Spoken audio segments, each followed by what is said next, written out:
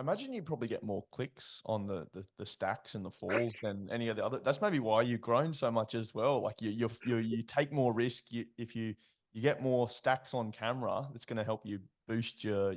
Yeah, I often say to my fellow athletes, like, in jest that my entire platform is built on fails, but it's not like just that. Otherwise, I think there's a fail accounts out there or stun accounts out there that don't do as well because it is just Yeah. one track of thought.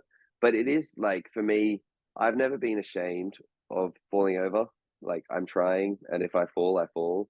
And often the visceral response is quite spectacular. So yeah, I have seen huge success in fail clips online, and I always encourage younger athletes to not shy away from showing the realities of the sport. And like there is dangers, don't to say that we're not doing something that has potential dangers would be ignorant. So for me, it's about showing the reality of that situation. And I was just always creating a narrative of this is what I'm doing and this is what happened. This is what I'm doing. This is what happened. I'm not staging anything. I'm not hiding anything. I'm not creating a narrative. The narrative is the sport and the things that are happening through that.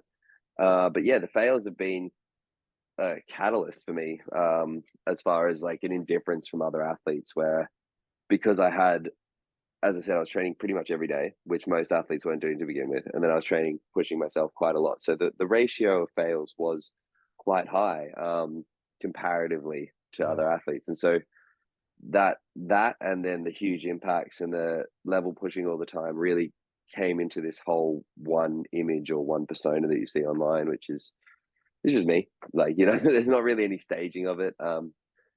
Podcast Dom is just lower energy and more amicable than out there, Dom. Trying to get this conversation out of me when I'm out there is just impossible.